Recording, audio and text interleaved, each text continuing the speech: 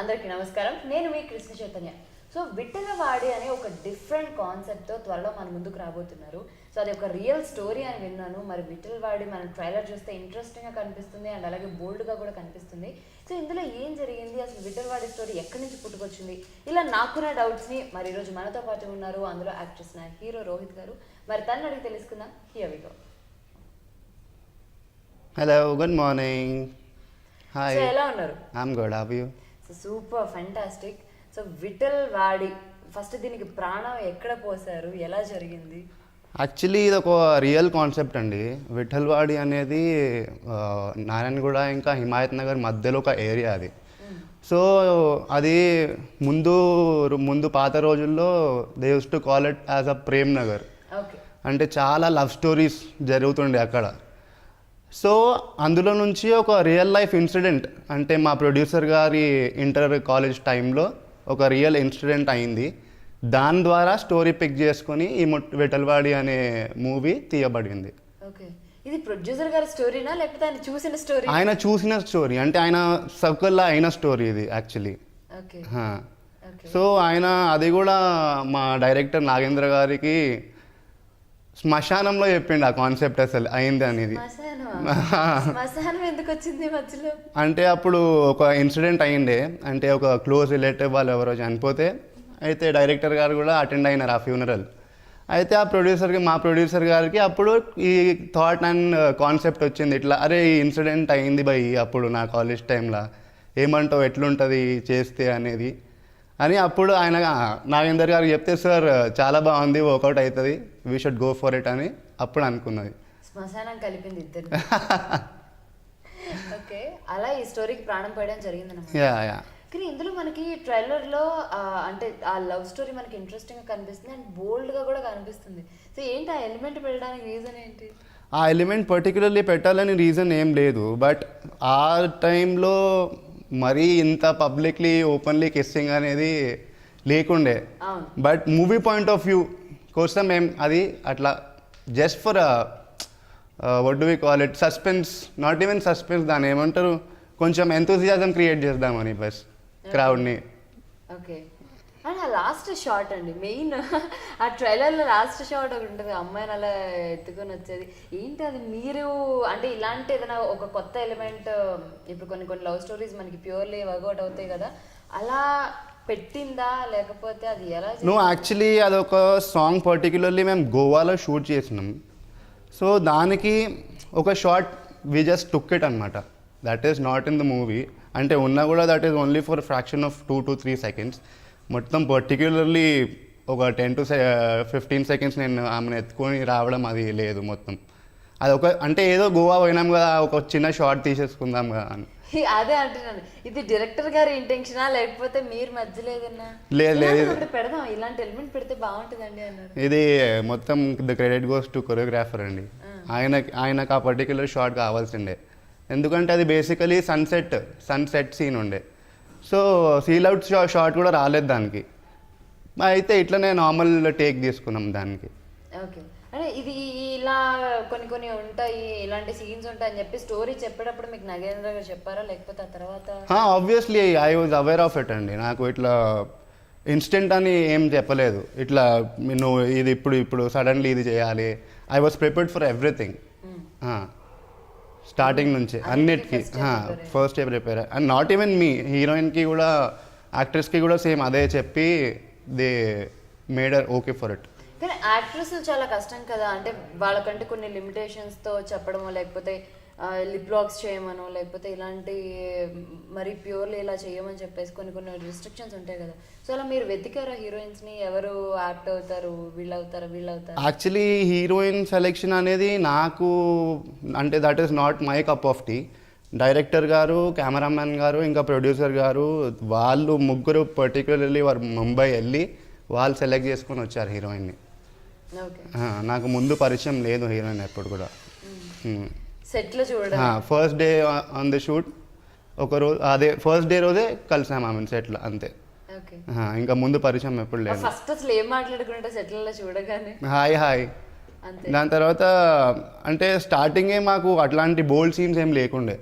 It was like college going, I'm playing a mechanic in this she a college going student. ఇంకా attraction అది అట్లా అట్లా develop, అది looks through start అయింది. So అట్లా ఎక్కువ కాన్వర్జేషన్ అనేది ఏం లేకుండే. We made each other comfortable for the role అట్లా. ఓకే, ఒక పాయింట్ ఉంటుంది స్టోరీ మొత్తంలో, ఈ సినిమా చేస్తే నాకు నెక్స్ట్ ఇది బెస్ట్ ఫిలిం అవుతుంది అని మీకు నగేంద్ర గారు చెప్పినప్పుడు ఏదో ఒక పాయింట్ దగ్గర అట్రాక్ట్ అవుతాం, స్టోరీకి అట్రాక్ట్ అయితేనే అది ప్రొసీడ్ అవుతాం ముందుకి. సో అలా మిమ్మల్ని బాగా అట్రాక్ట్ చేసిన థింగ్ అండ్ ఎలిమెంట్ ఏంటి? సాక్రిఫైస్ అండి ఈ మూవీలో. This is totally based on sacrifice. మీకు ఎంతైతే బోల్డ్ సీన్స్, ఫైట్స్, అంటే షర్ట్లెస్ డాన్స్, ఇవి ఎంతైతే ఉన్నాయో ఇవి ఉట్టి అవుటర్ పార్ట్. అంటే this is not the complete element what we are trying to show. We hit the subject inside. Once you go to the theater only you'll know what is in the movie. Okay, and music గురించి దీనికి ఏమైనా specific గా ఏమైనా తీసుకున్నారా? రోషన్ గారు చేశారు music, ఏమైనా special elements అంటే ఇలా ఉండాలి లేకపోతే ఇలా చేయాలి మీరు అనుకున్న అవుట్పుట్ ఇచ్చారా? బ్యాక్గ్రౌండ్ స్కోర్ అయితే అమేజింగ్ అండి. Goose bumps. అంటే ఆ ఫైట్స్కి అతను ఇచ్చిన background score is too good. And ఇంకా మ్యూజిక్ పరంగా వస్తే మీరు విన్నారు, సాంగ్స్ అయితే చాలా బాగా ఇచ్చాడు ఆయన. ఇంకా ఆబ్వియస్లీ కోటి గారు అబ్బాయి అంటే no doubt he gave his best. Okay, full satisfied 100%. Okay, and Nagendra గారు అంటే శ్మశానంలో పుట్టిన ఒక సినిమా రన్నింగ్ త్రూ ఇది. సో నగేంద్ర గారు మరి ఏంటి అంటే ఫస్ట్ ఇలా చేస్తున్నప్పుడు, ఇలాంటి సీన్స్ చేస్తున్నప్పుడు ఎలా మిమ్మల్ని కంఫర్టబుల్గా మార్చారు? నాగేంద్ర సార్తో నేను 2 months మూవీ షూటింగ్ స్టార్ట్ కాకముందు నుంచే ట్రావెల్ అయ్యానండి నేను. సో నాకు ఆయనతో సిగ్గుపడటాలాంటివి ఏం లేదు. ఆయన ఏం చేయమన్నా నేను చేసేస్తుండే సెట్ పైన. ఆయన కొంచెం మోడిఫికేషన్స్ ఇస్తుండే, ఇక్కడ పాజ్, ఇక్కడ హై, అట్లా మాడ్యులేషన్స్లో ఎక్కువ టేక్స్ కూడా కాకపోతుండే. ఎందుకంటే ముందే ట్రావెల్ అయినాం కదా. సడన్గా we never met on the set. Office నుంచి ఇట్లా నన్ను స్టోరీ మొత్తం స్క్రిప్ట్ రాసేటప్పుడే కూర్చోబెట్టారు నన్ను. కూర్చోబెట్టి ఇట్లా స్టోరీ రన్ అవుతుంటుంది, according to the story you need to act అనేది ముందే ప్రిపేర్డ్ ఉండే దీనికోసం. ఓకే, అండ్ ఇందులో పెద్ద పెద్ద ఆర్టిస్టులు కూడా పెట్టారు కదా, అంటే బడ్జెట్ దగ్గర ఏమైనా కాంప్రమైజ్ అయ్యారా లేకపోతే అవ్వకుండా? లేదండి, ఎక్కడ బడ్జెట్ అనేది ముందు వెనకాల ఏం కాలేదు. ఎక్కడ కూడా ఆగకుండా కంప్లీట్ షెడ్యూల్ పూర్తి చేసామండి. ఎక్కడ కూడా మేము హెజిటేట్ కాలేదు, అంటే మనీ కోసం కానీ ఆర్టిస్ట్ డేట్స్ కోసం కానీ. ఎందుకంటే ఫస్ట్ డే వెన్ వాళ్ళని సైన్ చేసుకున్నప్పుడే వాళ్ళకు కూడా క్లియర్ అండ్ కాన్ఫిడెంట్ డేట్స్ కానీ అన్నీ అలాట్ చేసినట్టు అన్నీ అకార్డింగ్ టు ద టైమే అయిపోయినాయి. ఎక్కడ ఆగాల్సిన అవసరం లేకుండే మాకు. అనుకున్న టైంలోనే జరిగిపోయింది మొత్తం. ఓకే, సో మొత్తానికి ఈ సినిమాకి అన్నీ అలా కలిసి వచ్చాయి. కానీ కష్టకాలం కూడా. అసలు ఈ మూవీ March 20, 2020లోనే రిలీజ్ అవుతుండే. బట్ కరోనా వల్ల 22nd నుంచి లాక్డౌన్. ఇక ఏది జరిగినా మన మంచి కోసమే జరిగింది అనుకోవాలి. ఎందుకంటే అప్పుడు రిలీజ్ అయి ఉంటే సిర్ఫ్ 1 డేనే ఉంటుండే థియేటర్లో. But we got a chance to మళ్ళీ రిలీజ్ చేయండి, నాట్ రిలీజ్. ఇప్పుడే రిలీజ్ అవుతుంది కాబట్టి.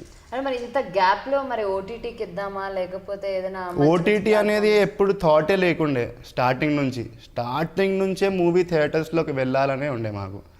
మూవీ చూడాలంటే 70mm. అది ఇన్ని మంత్స్ గ్యాప్లో కూడా అసలు ఇంత కూడా చేంజ్ అవ్వలేదా ప్రొడ్యూసర్ గారికైనా? ఎక్కడ చేంజ్ అవ్వలే. చాలా పేషెన్స్తోనే మేము వెయిట్ చేసాం బస్ మూవీ కోసం. ఇది ఎట్లయినా మేము థియేటర్లోనే చూడాలి అని.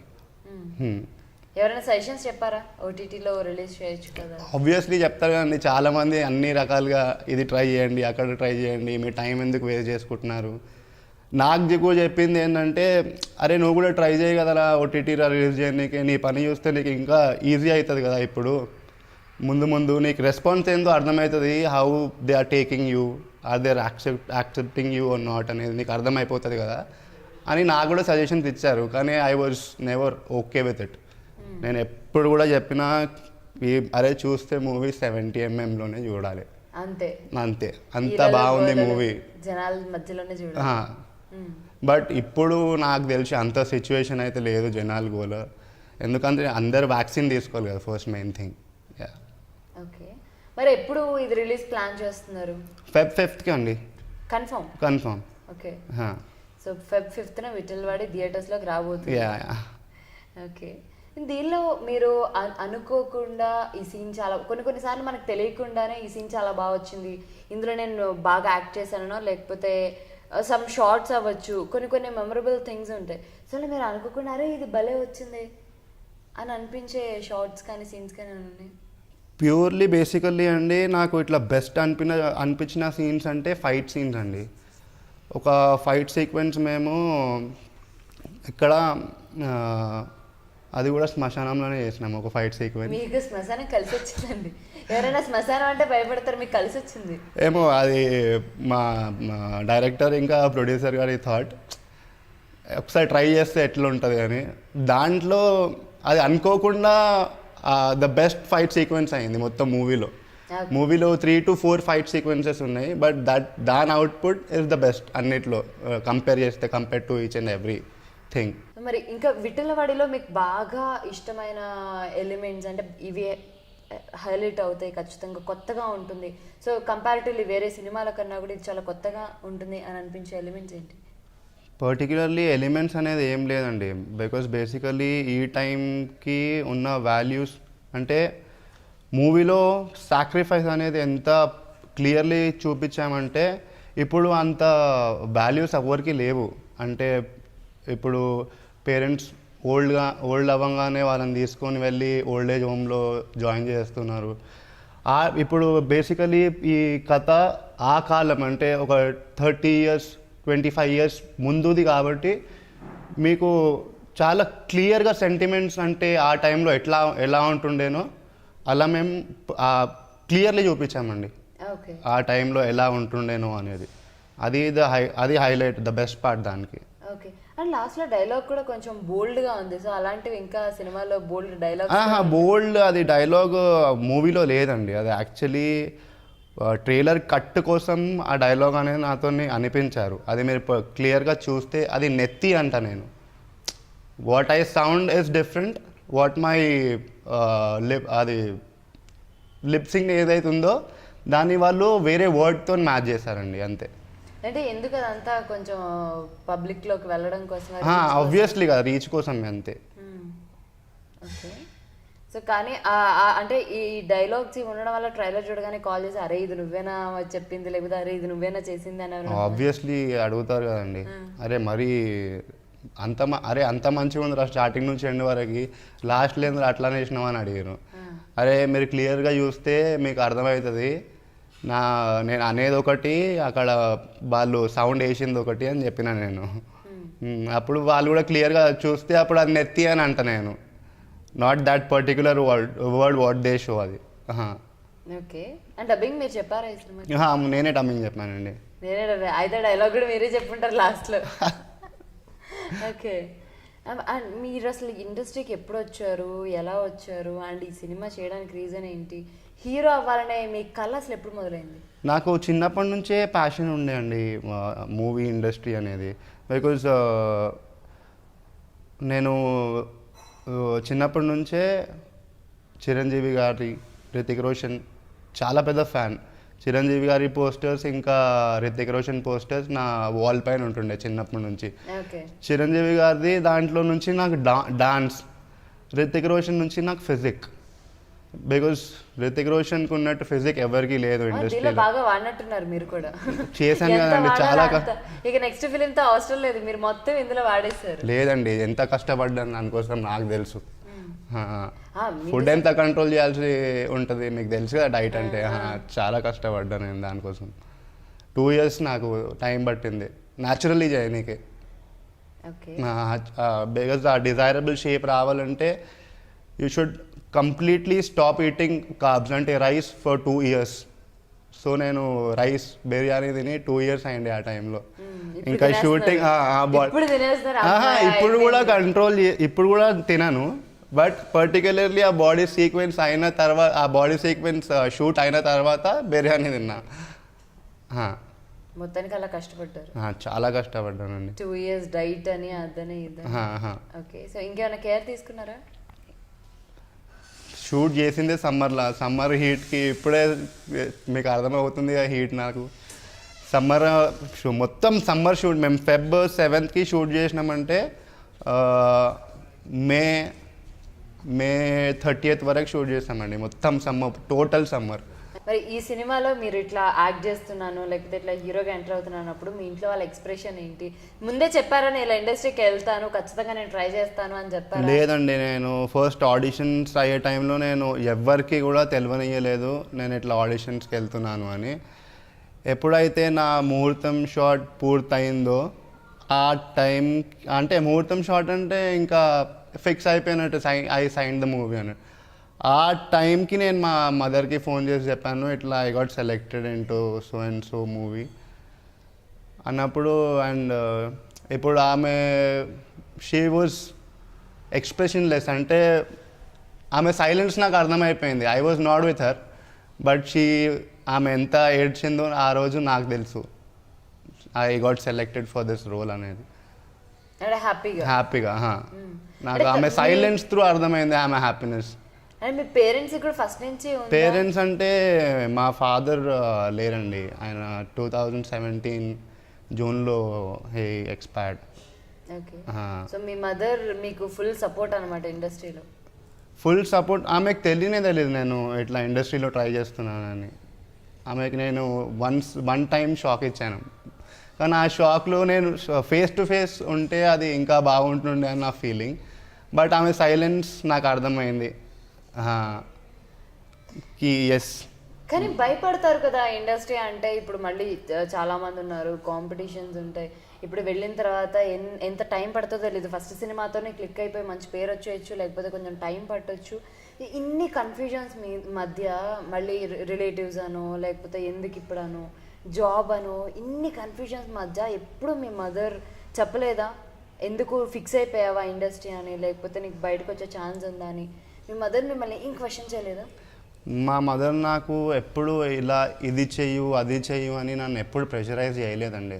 షీ వాజ్ ఆల్వేస్ లైక్ నువ్వు ఏం చేస్తావు చెయ్యి, కానీ టైం అయిపోకముందు యూ హ్యావ్ టైం నా, నువ్వు ఏం చేస్తావు ఎప్పుడే ట్రై చేయి, నీది ఎట్లా వర్కౌట్ అవుతుందో అది నీ కష్టం పైన ఉంటుంది. నువ్వు కష్టపడి ఎంత కష్టపడితే నువ్వు అంత ముందుకు పోతావు అని అది ఆ మాటతోనే నేను నా కష్టం మొత్తం దీంట్లో పెట్టానండి. యా. ఈ ట్రైలర్ చూసినప్పుడు కాల్ చేశారా మీ మమ్మీ? మాట్లాడారా ఎలా అనిపించింది? నేను పర్టికులర్లీ చూపించిన తర్వాత షీ వాజ్ లైక్ ఇది నువ్వే నాకు ఇంకా నమ్మబుద్ధి అవుతలేదు అంటే. She was in to shock.